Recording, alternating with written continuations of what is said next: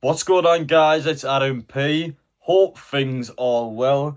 Just about got there in the end against Fulham yesterday. Not a great performance, but who cares? We won the match, 2 wins in a row now, and finally, after a season that's just been all over the place in terms of results, it looks like Newcastle, I think especially with the last minute winner as well, with the context of Newcastle's losses this season, or being late defeats as well, I feel like that's the win, hopefully, that's going to just get a spark in the team, and finally we're going to get going. As for Newcastle United news, of course, you see it in the title, the club has, in my opinion, directly responded to the ARNE slot talk from a couple of days ago with a bit of a jibe towards Alexander Isak, and we'll explain why that is in just a bit. Of course, if you guys are new around here, make sure you get down there, hit that subscribe button. 45% of you watching this video are not subscribed, so make sure you get down there and join the journey so you don't miss out any upcoming videos. I wanted to start this video off with the unfortunate news that came out on social media that 95-year-old Newcastle United fan Bob has unfortunately passed away ahead of the Benfica game. I'm sure, unfortunately, some of you would have seen this outside St James's Park. He had a cardiac arrest outside the stadium. Emergency care was there, but unfortunately we were unable to save him. And it's the sad announcement on social media that he's no longer with us. And I wanted to mention this in my Newcastle United news video because I feel a bit more appropriate to talk about this now. It's just me talking to the camera rather than being out and about at the stadium yesterday. But I want to mention the obvious fact. He's seen Newcastle win silverware earlier this season, and it's important to remember just how many people didn't see Newcastle win the Carabao Cup this season. There's so many Newcastle fans that have went through their entire life and just didn't see Newcastle win anything. Passed away a couple of years ago, were unable to be at Wembley this time round. Hell, there's even some Newcastle fans that were at Wembley when we lost to Manchester United a couple of years ago and then passed away before the Liverpool final this year.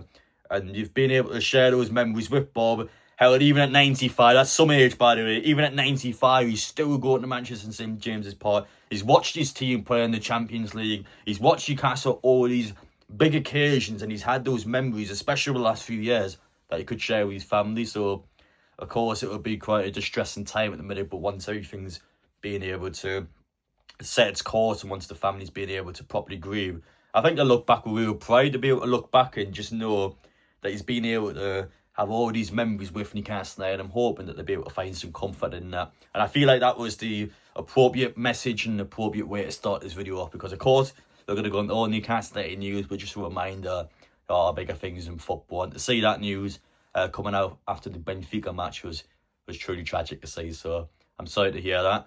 Now, of course, going back on topic with the Newcastle news, I wanted to mention briefly the Fulham game yesterday before we talk about Alexander Isak, because it's now been confirmed Botman does not have a concussion. That was good news, I think, especially after watching Fulham's equaliser and watching the head collision as the ball went into the net. I had a bit of concern towards Botman, got took off straight away, especially with the concussion protocols in CTE nowadays. We don't take any chances when you get any form of head injury off the pitch straight away, and thankfully it's nothing serious, so might get a rest. You'll probably imagine anyway they're going to start Bernard and Shaw together as a centre-half pair, and maybe Alex Murphy left-back, potentially, if not Lewis Hall back in.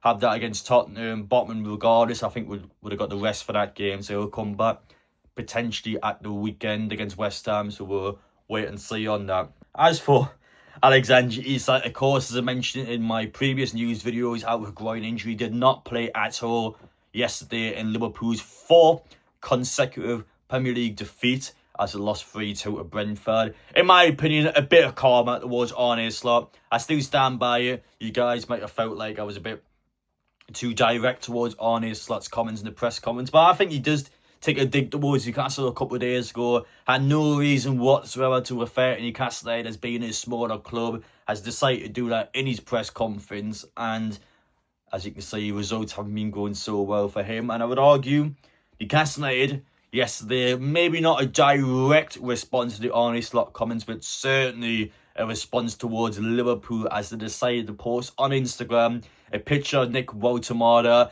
Look at the background on the advertising boards. Invested in better, you can see in the background. Now, I certainly do 100% believe that the photograph being published on Instagram is a direct dig towards Alexander Isak's form so far at Liverpool. 1 goal across 11 in all competitions, including his national team. He's only scored the 1 goal in the League Cup against Championship side Southampton. It is a literal £125 million goal for Liverpool. An astonishingly bad start for them. And of course, his groin injury hasn't helped the team at all yesterday. Newcastle media team knows what they're doing. You guys may suggest in the comments section it's just a mere coincidence. I don't think so. I think it is a direct post about, of course, the slogan in the background, taking a bit of a shade towards our former player, because you have to say in this situation, Newcastle's done incredibly well. On the topic of Nick Baltimore, I felt like he started the game well yesterday. He was a bit unlucky not to score, hitting the post on inside the first couple of minutes. I think, actually, the first 10-15 minutes, probably the most lively spell he's had his entire spell so far at Newcastle in terms of actually building the play up, being heavily involved, and then it kind of fizzled out. And I will say this, by the way, the amount of times that the Fulham centre-halves, I don't just mean grab the player, I mean blatantly shirt pull, grabbing Nick Baltimore from behind. Referee, time and time again, he sees it happen, does not give a foul. It is mental. It is a foul anywhere on the pitch, and it's just constant shirt pulling in the back of Nick Baltimore, and the referee was just crap yesterday. He allowed Fulham to take the mickey, allowed Fulham to essentially S-house their way through the game. I'm not saying teams aren't allowed to do that, because teams do it all the time, but the referee needs more control. He was dire yesterday. He was rubbish, and I think the officiating in the Premier League, I know we won the game, I might sound a bit better saying this, but they're crap. They are so crap, sorted out, because the referee done my head in yesterday. The amount of crap that Fulham was getting away was just incredible. But Nick Baltimore, yeah, had a fairly quiet game after the opening spell, and thankfully took him off. Really, Mosura came on, and what an impact he's had to get a decisive moment in the game, which led to our winning goal. As far as a match goes with Newcastle, frustrating to watch, but a great result, and a lot of positives to take from the game, despite not being the best performance out there. And as for Eddie Howe's comment in the game, he stated, "I didn't think the performance was bad, and I'm delighted how we found a way to win. The strongest part of our game was the last 20 minutes. We hadn't started the second half well. We needed to inject a different energy onto the pitch. That's when I made changes. After that, we were the dominant team, and you just hope when you take one of those chances.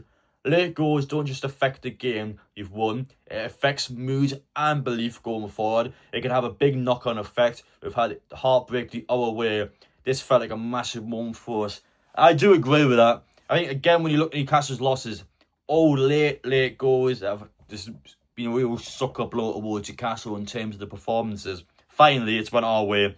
Finally, it's us that's given someone else a heartbreaking moment. I have to say, I think it's been needed for Newcastle. You just needed something to go our way. You needed something to go well for us. And once you get a couple of wins going, bearing in mind, Johan Wissa still hasn't came back in yet. I'm hoping he'll be back soon, potentially next week, maybe a couple of weeks away, we'll see. I'm hoping we just about got him back, because I think once he comes in, again, he might have a similar Isak situation where it's took him a few games to get going for Liverpool. Or Wissa might be the same situation at Newcastle. But once you've got the flexibility, once you've got an extra body in there, and once you've got what is supposed to be the better of the two strikers, Wissa was supposed to be the experienced class striker coming in, whereas Nick Baltimore is one that's going to be slowly growing into the game. So you're effectively not even got your best striker playing yet. Once Johan Wissa comes in, I think Newcastle will click. I think we'll click, and I think we'll get going. And then, finally, after the season we've had, I think we get a bit of consistency going. Because when you look at the league table, bits of a mental Premier League season. It's actually probably the most open season I've seen. It's good at the top and it's good at the bottom. I'm not going to mention the team at second, because I don't think they're going to stay second for long. But in terms of the rest of the league, there's nothing stopping Newcastle from getting a couple of wins together, get themselves right up that league table, and then I think Newcastle will be potentially setting themselves up for a European spot again, and that's before you even talk about domestic cup competitions and, of course, the Champions League. So we'll see how things go. Finally, got it together against Fulham, need to get it together, and I'm just pleased we've done that. But that's about it in terms of this video. I just wanted to talk through little bits and bobs from the Fulham game yesterday. Of course, addressing this constant Newcastle and Liverpool back and forth over this, I guess it's petty Isak drama. It's still going on, but it's just this petty back and forth. And I do have to say, ARNE slot, that's the thing that's irked me a couple of days ago. I didn't like his comments at all, and I think he did get shown up a bit yesterday. He's lost 4 league matches in a row now. This is a team, by the way, you are talking a literal £500 million almost spent in that summer, just buying in quality after quality. And yet, they've downgraded since last season. I don't think Liverpool's as good as they were last season. Even the weak games they were winning at the start of the season, they weren't convincing. They were a bit scrappy. It was a team that was finding a way to win, but they weren't a convincing team at all. And I feel like now they are starting to get found out quite a bit. We'll see what happens, but I didn't like Slot's comments towards Newcastle. I think they were disrespectful. I think he had intentionally thrown a dig towards Newcastle. And yeah, he's a manager under a lot of pressure. You can tell he's under a lot of pressure. He hasn't been composed in the press conferences. And you can see based on the pitch, team that's not convincing at all. So we'll see what happens to him this season. It's certainly going to be for a hard time. But we're focusing on ourselves for now. Newcastle need to get their results sorted out. We need to do well. Tottenham midweek in the Carabao Cup. Again, that's winnable. I think it's a nice fixture. I think they're going to rotate a lot. I think we're going to rotate a lot. Should be a match where you're going to see a lot of quality from both teams and their lesser players that they won't tend to start. I'm hoping Newcastle comes out on top, though. I think our depth's good now. We've got a lot of good players on the bench that are just raring to go after that Fulham performance. We'll see what happens. Take care, guys. Appreciate you watching it, and we will see you all in the next one.